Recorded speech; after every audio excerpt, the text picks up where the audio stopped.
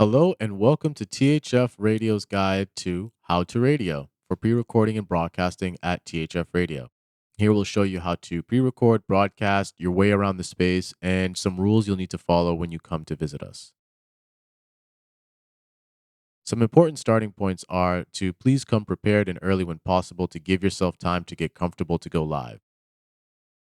Also, please remember to take your trash, bottle funds, and all your belongings from the studio. It is a small and shared space. Many people need access to it apart from our radio station. Instructions for the bathroom can be found on the right wall after immediately entering the tour house building. The key code for the keys on site will be provided upon certain request. Please keep tour house secure when you are here or you're using the keys. You are responsible for your guests in regards to the rules on the property, THF code of conduct, and any regulations that could be set forth in an emergency situation, like a pandemic. No harassment, discrimination, or bullying of any kind is tolerated. Questions or feedback for technical needs or support can be sent to tech@thfradio.de. Please keep these things in mind when preparing for your show. If you are going to DJ, remember to bring a backup USB if using CDJs in your own phono systems and needles if you are playing vinyl records. The DJ table is meant for DJ performance use. If you need to hook up multiple instruments or are not going to DJ, consider using the Allen and Heath desktop mixer. It is also convenient for connecting a DJ controller as well. Always return settings to default modes. If you have changed the setup, you need to consider the breakdown time as well as any setup time you might need. We are a community of various levels of expertise. Therefore, leave the equipment set up as you found it in the default setting when you are finished for the next user. Reset all changes on the mixer or signal flow if you have made any. In the studio, we have extra cables and microphones as well as adapters and other equipment.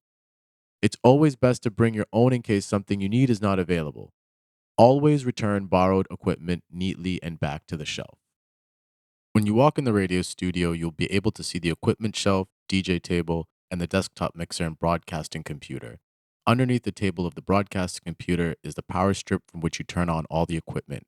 Please make sure you power off the computer and turn off the speakers before turning off the power strip and turning on the speakers and the computer after powering on the power strip.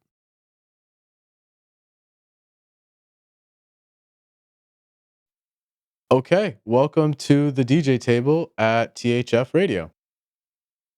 So let's get into it with the equipment that you see in front of you. First thing is the turntable that you see right here, Technics SL1200. If you're coming in to play on these and you have records, please bring your own systems. It's really important that you do so. And when you do hook up your systems, please make sure that the contacts on the back of the systems are clean and it's firmly secure, just so you don't get a channel dropping out as you're playing. It happens sometimes here at the radio with some systems that are quite older or they've been used quite a bit. And then next to the Technics 1200, we have a CDJ 2000 non-Nexus version. So just keep in mind that if you're used to using the Nexus interface, we don't have that here yet. Hopefully, we'll be upgrading our CDJs to the Nexus interface because we know a lot of people like it. So it'll also match our DJ mixer, which is a DJM 900 Nexus 2 model, which is your typical club standard mixer. If you're coming in to play on the CDJs, this tutorial is not about how to play on CDJs, but rather remember that you can bring your tracks on a flash drive, bring two just in case the CDJs do link. Also, make sure that if you're a Windows user, that you don't use USB drives larger than 32 gigabytes and an archiving system of that's other than FAT32 because CDJs actually won't recognize it. There's more information on that if you search on Google. But for Mac users, you don't have to worry about that so much. But for Windows users, it's something to keep in mind. And always try to make sure that you're playing 16-bit waves or AIFF files. Um, and we'll move over now to the DJ mixer. And the first thing that you might notice, or one of the first things you might notice, is there's a gray cable over here. This is in the USB section of the DJ mixer. And this is your digital master output. So it's really important that this is secure and in the DJ mixer, as well as in the broadcasting computer, which is a Mac Mini that you'll see when you walk in. And this is what allows Audio Hijack, which is our broadcast software, in order to recognize the DJ mixer as an audio interface. We use mostly a digital signal flow here, so it's easier to troubleshoot. So your master signal that goes to broadcast comes out of this gray USB cable, and it also is what connects the computer to the DJ mixer. Please make sure it's in there and secure. And if you have any problems, first check this. Underneath the USB section, we have the mic section where we'll have two mics set up when you come in, two Shure SM7Bs. There's an EQ for the microphones. So if you need to EQ your voice a little bit, maybe cut the lows so you sound a little sharper, and manage your highs as you need, you can do that here. So remember, these are the gain knobs for the microphones, and the master is the only place in which you can see your microphone signal. So please make sure that you don't touch the master meter.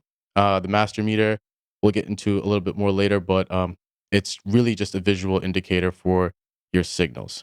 So this is an important topic for a lot of users. If you're doing an interview with one other person, there is a route, I would like to call it, for you to get the best possible sound and monitor your voice as you're speaking. The first thing we'll talk about when it comes to that is the cues. And the cues are really important because you will need to have your master in queue and you will need to have the queue link for the headphones on as well.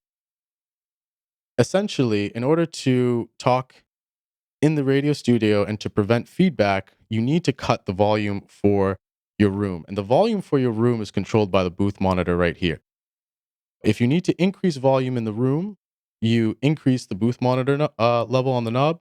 And if you need to decrease it, you bring it down. Before you start using the microphone, make sure you always cut the booth monitor. So, first thing you want to do is put on your headphones, have your guests put on their headphones, have their microphone ready.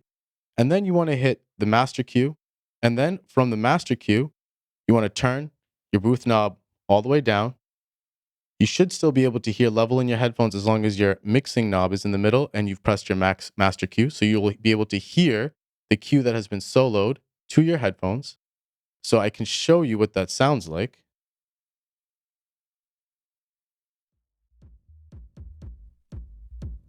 So this is the master signal.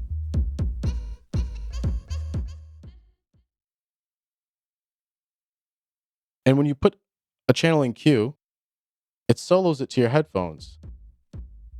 And then you can preview the track before you bring it in. Essentially, you need to do this so you can also hear both of your voices and monitor yourself speaking. So make sure the master is in queue, make sure your booth monitor is cut, and then hit the headphone queue link so both people can hear what's going on in the queue buses, in the queue solo. So then, after you make sure that your headphone level is good, which you can do here, your mixing queue, your master in queue on the headphone mixing knob should be in the middle. Headphone queue link, and then you can switch on the microphones here. You can switch to on or talk over, and you should be able to hear my voice and that snap and see it reflected in the meter.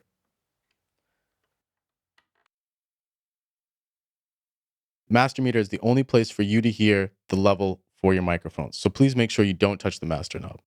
When you're done speaking, always make sure to turn your microphones off before turning up the booth knob. So let's get back over to the order of the DJ mixer. And over here, we have the sound color effects, which are an insert effect that you can use on the channel that you'd like. So basically, you'd select the effect, it would be blinking. And then if you have a track playing,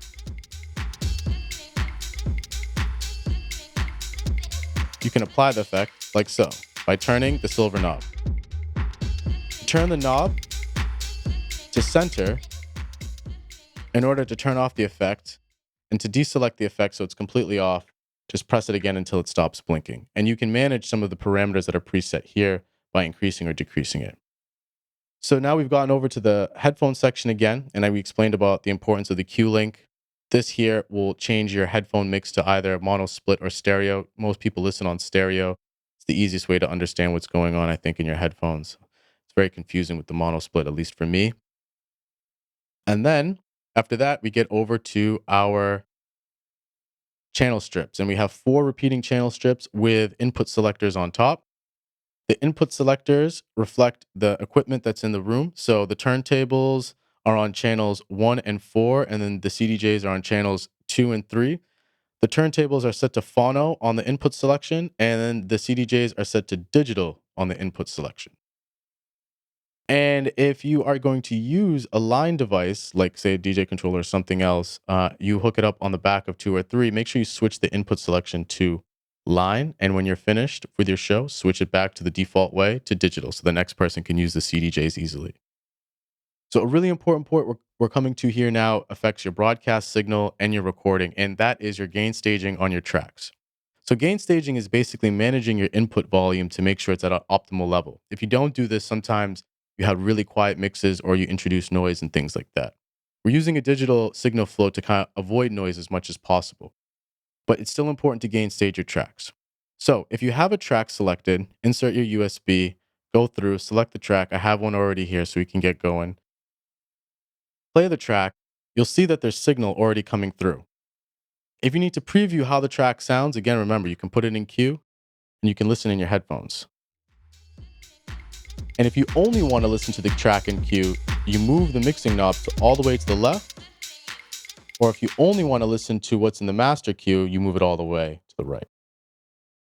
So after you've checked your track and you know that it's sounding the way you want in your headphones, and then you also adjust the gain to hit between +6 and 9 dB on the channel. And this is to ensure that the signal that goes over to Audio Hijack is going to be full and it's going to be good for broadcast. So if you look at Audio Hijack while we perform this demonstration, you'll be able to see that after you click on the red button in Audio Hijack, which is in the bottom left corner, which activates the recording and broadcast process and allows you to actually see the signal level that's coming in. You'll also notice in this demonstration that one block is grayed out, which is the broadcast block. We've just turned it off for this demonstration. But basically, you must press that button in order to see the signal coming in. Now, when you've gain staged properly, you'll be able to see as I raise the fader, the signal level increases in Audio Hijack to the optimal level.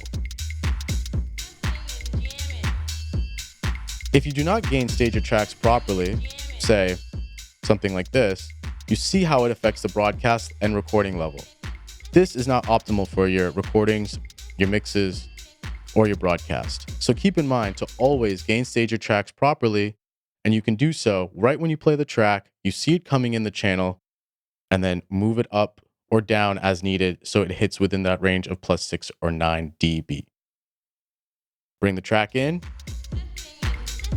and now this is the signal that will be broadcasted.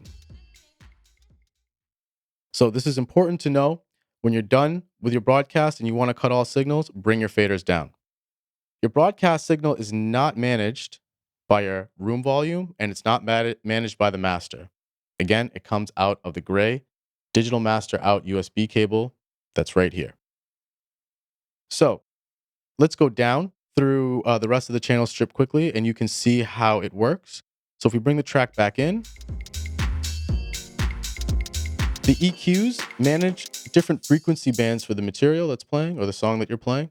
So the low deals with the low end, the mid for the mid band, and for the high band. And you see as you turn them all the way down to the left, it kills the signal because the EQ curve is set to isolator. So if you'd like to set the EQ curve to rotary style, then you'd set it over to EQ and then it doesn't kill the signal completely. But most people that use this mixer leave it on isolator. You can also change other fader settings, the crossfader or the channel faders in here too, but please always make sure they're always set back to the left when you are finished.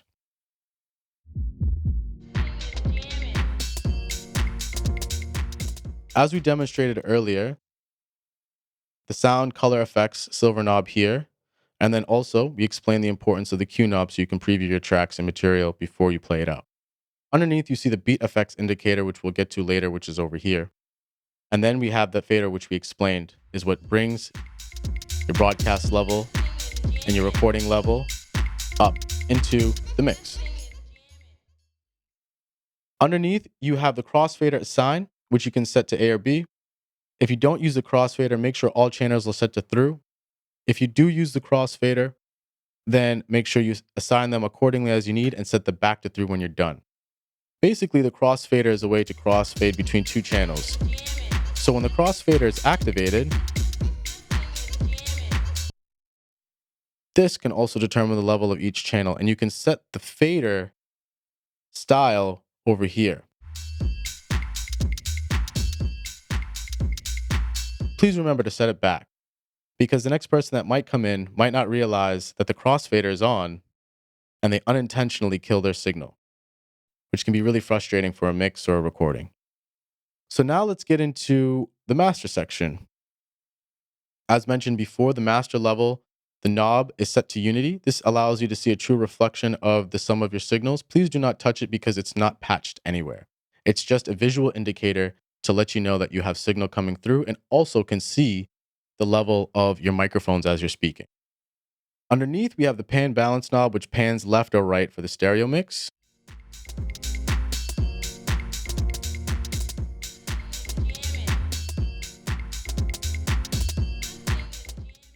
Most people leave this in the middle, and please do so if you tend to use it. Sometimes it's left off to the right or the left, and that can actually ruin the next person's recording if they don't intend for it to sound like that.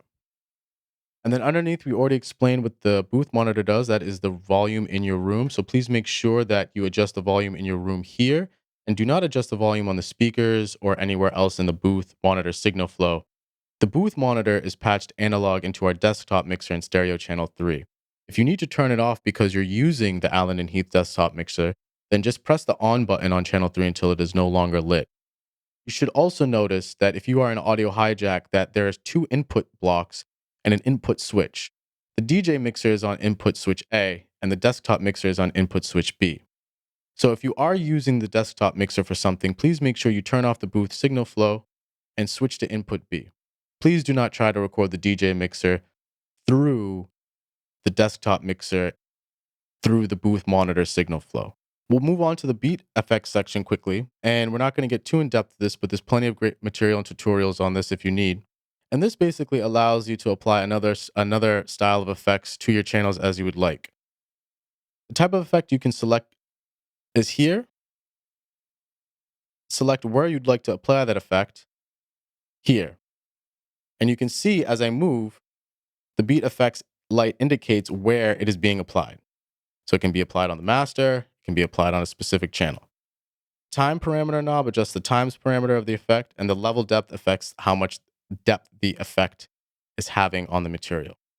If you come in and you see this button blinking, turn it off, because that means an effect is still activated. If you are using this section, please make sure you turn it off before passing it off to the next user. To demonstrate basically what one of these effects sounds like, we'll move the effect selector over to channel 3 where there's some music already playing, bring it into the mix.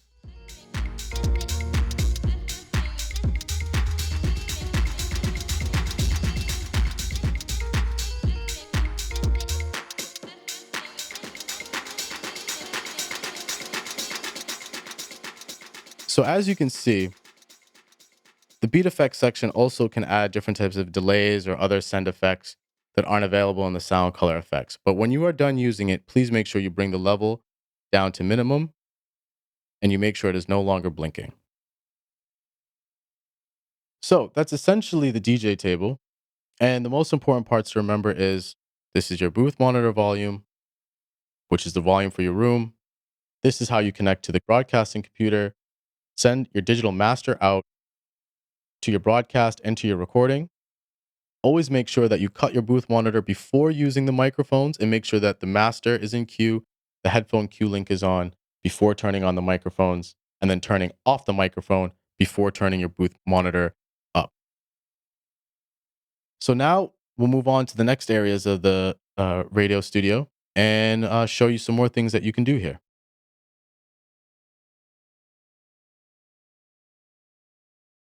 Okay, welcome back to the tutorial of how to use the radio room. And now we're at the desktop mixer. But first, before we get to that, we're going to go into audio hijack as you see on the screen. And you will see that the input switch is now on B, and that is for the desktop mixer. So if you are going to use the desktop mixer, make sure you switch the input to B. And then we'll show you how to get started with the desktop mixer first with just taking off the uh, booth monitor signal from the DJ mixer table. So let's go to that. So here on stereo channel 3, you'll see it's marked with some duct tape, and the gains and the settings are preset. If you are going to use the Allen and Heath desktop mixer, just make sure that you press this channel so on is no longer lit. Press the on button. And when it's no longer lit, then the booth monitor signal path is cut and you're able to safely record from here. Use the rest of the available inputs and outputs as you need. And just another important thing is that the master signal that feeds your broadcast level and your recording level with this mixer is now here. So the purple uh, program master mix fader is what determines the level that's going into your broadcast. It's really important that you gain stage on this mixer just like you gain stage your tracks on the DJ mixer in order to make sure that you get a good broadcast level and a nice recording. The digital master out is here. There's no analog master out that goes to the broadcast mix. So please make sure that this cord, this USB cord, just like the gray one on the DJ mixer, is firmly secured. And that is to make sure that Audio Hijack will be able to recognize this Allen and Heath mixer and you'll be able to broadcast from it.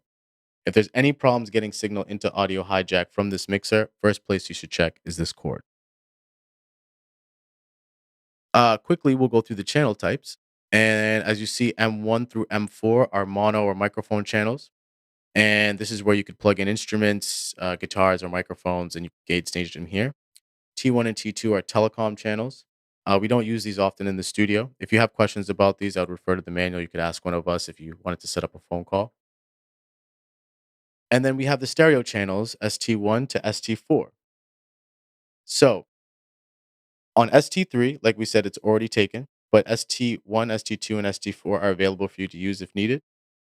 For the demonstration, we have a laptop patched into ST1 on stereo input 1, and the stereo inputs actually have an input switch. So there's two sets of inputs per stereo channel. So I can switch to a jack stereo input 1 on stereo channel 1, or I can switch to an RCA input on stereo input 2 on stereo channel 1. Seems a bit confusing, but you can always refer to this manual or just watch the video again and you'll be able to understand that there's typically two inputs for every stereo channel here. So now we'll move on to gain staging a microphone since that'll probably be the first thing that you'll need to do if you are using this. The first thing you want to do is you want to have one of the dynamic microphones that are available on our shelf if you need, or you can bring your own. And dynamic microphones don't require phantom power. They're not as sensitive as condenser microphones. And phantom power is basically a 48-volt amplification in order for you to make sure that a, say, condenser microphone or other equipment has enough power to work. If you do have something like this that you want to use, make sure that it's plugged in first before activating the phantom power, which can be found right here. You'll need something like a pen or a key in order to press that button in. And make sure you deactivate phantom power before you take that device out. So this is a Shure SM57, and we're going to gain stage this microphone here. So you'll need a XLR cable like this, and the side with the holes will go into the bottom of the microphone, and the other side with the pins will go into the Allen and Heath mono or microphone channel 1.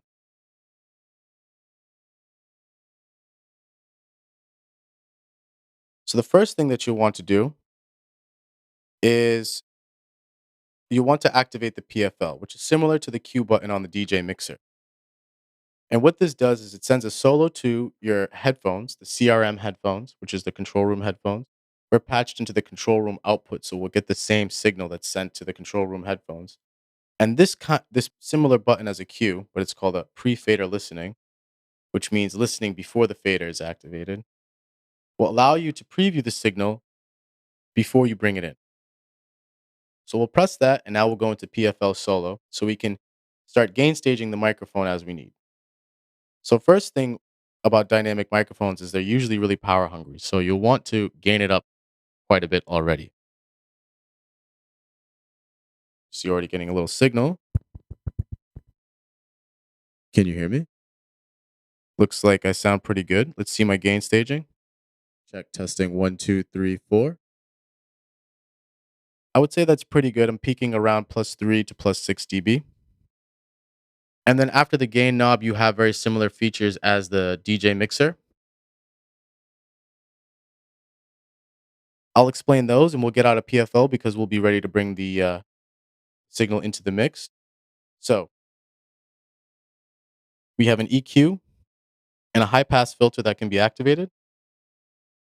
This cuts off the first 100 hertz to get rid of any rumble in a microphone. Usually, it's a pretty good thing to use when you're using a mic.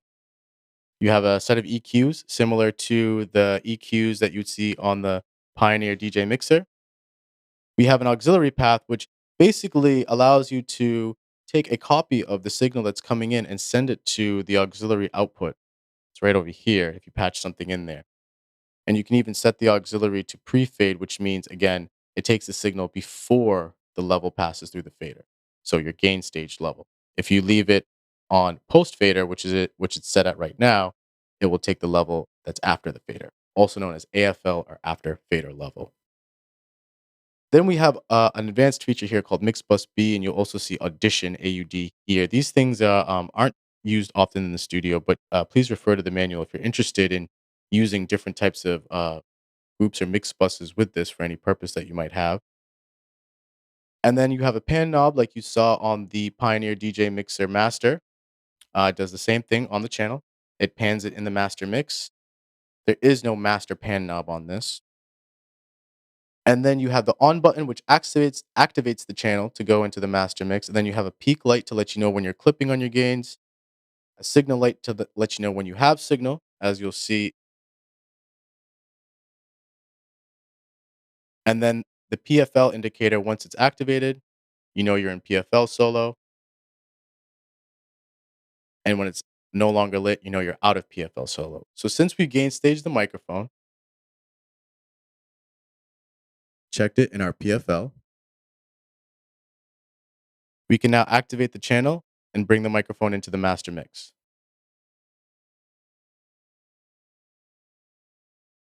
You can also see that my voice reflects an audio hijack as well. You can see that now the signal is going through the master from M1, the first channel, and now going into your broadcast. And if it's gain staged properly, you should have a pretty good signal level. We'll move on and we'll show you how to gain stage a laptop. So if you came in and you wanted to use a laptop along with a microphone, so we already had your microphone gain stage, and now say you want to play some music on your laptop, I'll show you how to do that now. Okay, and now we'll play a track and we'll gain stage it. So first thing is make sure, since we're patched from the laptop into stereo channel 1 and patched into stereo input 1, we have to select stereo input 1. And then we have the track playing on the computer now. So first thing we'll do is gain stage just like we did before. Let's activate the PFL. Let's bring up the gain.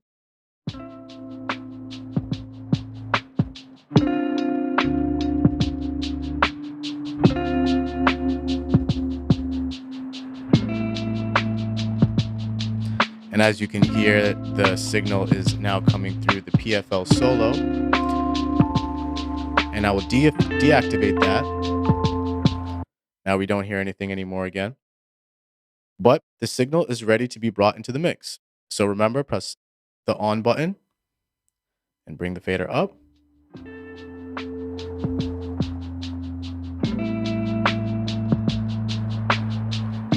And there you go.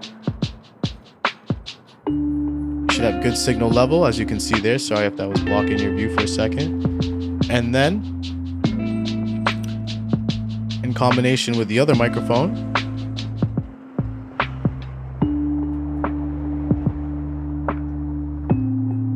testing, 1, 2, 3, 4.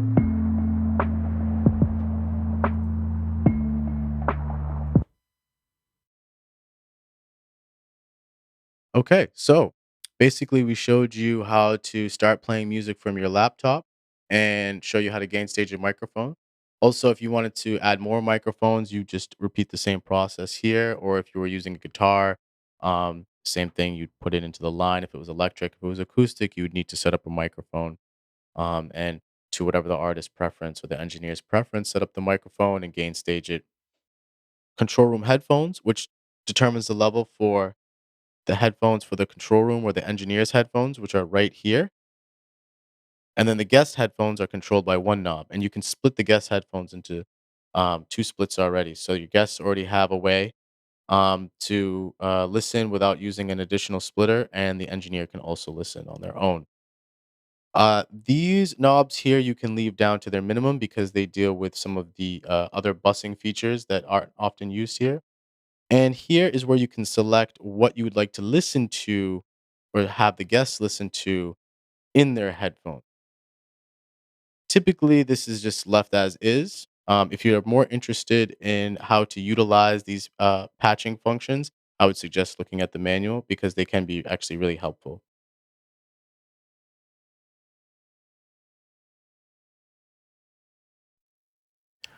Okay, so now we are here on the broadcast computer, and I'm going to show you how to open up your default session so you can start recording.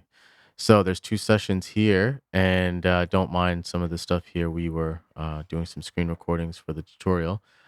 So here we have a pre-record session and a live broadcast session. So for the demonstration so far, you saw an edited version of the live broadcast session, but let's start with the pre-record session.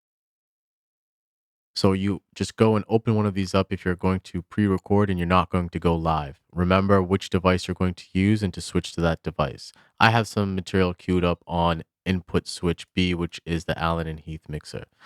So when you are in the studio, the one of the first things you should get going on, I would say, is sound in the room. So get a track playing on the CDJs, turn up your booth monitor a little bit so you can hear sound in the room and you know that there's sound going through either the DJ mixer or same thing, have a track playing on your laptop so you can make sure that there's sound coming through the Allen and Heath if you're using that. And then you can sound check with audio hijack as well. So if you know there's sound in the room, then you know that things are working. And if you know that there's sound coming into audio hijack, then you know you're pretty much good. So I'm going to click the red button here, and this is the only way you can enter in signal. So if you have something playing already and you want to check if the signal is also coming in well after you've gain staged it, just press the this button in the left corner with the red circle in the middle. Okay, and then you see a couple things pop up. So first, you obviously notice that there's signal coming in. It's coming in at a full level. You see that there's a red block here. Now, this block is actually for post-tape monitoring. I would suggest, unless you know where you want to patch that out to, you can just not mind that. But if you do click on it, you see you can select the external headphones and you can plug that into the back of the mini Mac. But don't worry about this turning red. It's not a crucial part of the broadcast signal. So we'll turn that off for now so it's not so distracting, and we'll go back over to the rest of the signal flow. So the input switch, as I described already, switches between the two main devices. And since we're in a digital signal flow, this digital signal that's sent in is then amplified with the volume block so it can be at an optimal level to then be compressed and limited with this device here, which is a broadcast limiter. This is preset, so please leave this as is unless you understand how to compress. Compression is a very deep topic, and there's plenty of material out there if you're interested in it, as well as other areas of mixing. But this is mainly here as a safety measure to make sure that you don't clip on your broadcast. So please make sure that if you do make any changes, that you close the audio hijack when you're done, or you reopen a new session. If you aren't making changes, then the easiest thing to utilize would be the split function here. And we'll get into that in just a second. So after this broadcast limiter, you have what's a peak RMS meter, which allows you to see the levels at which you're peaking at. And then after this, in the pre-record default signal flow, you have a VU meter, so you can kind of have the average loudness that you're at as well. And then you have your recorder block, which has been recording all this time. So the recorder, before you start, will display the file format that it will be recorded in. And then it has the time here. And then if you are splitting your show in, say, the live broadcast signal flow, which will show, then you'll hit the split instead of turning off the broadcast by clicking this red button again, which would take the signal out. As you can see, the recording is done, and now we can kill the material.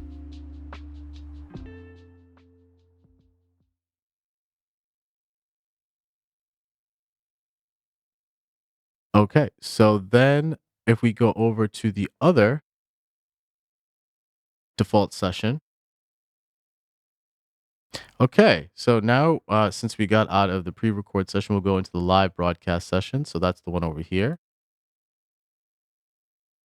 And now you have a very, very similar signal flow as the pre-record session, with the only addition being the broadcast block.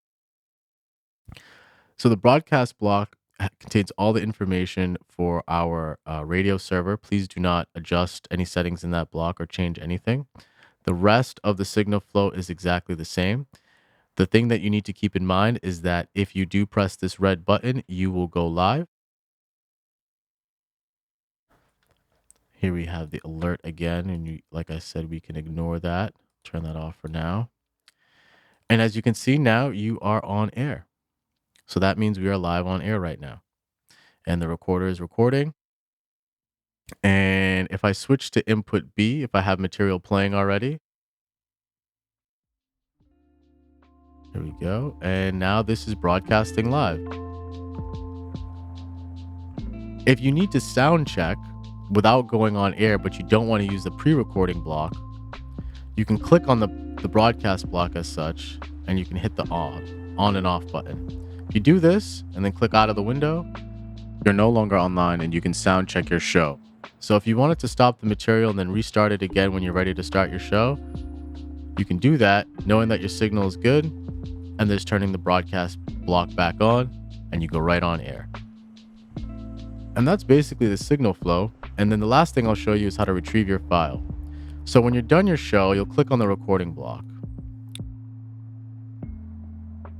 And then you can retrieve your file by clicking on the magnifying glass that's next to the Save To, which will bring you directly to the folder in the Finder where the files are located. You can organize them as you need, and as you can see, the file time will be when the recording ended, not when you started it. So please make sure that when you are looking for your file, you look for the file that corresponds to when your show ended, and that will be the one you take home with you.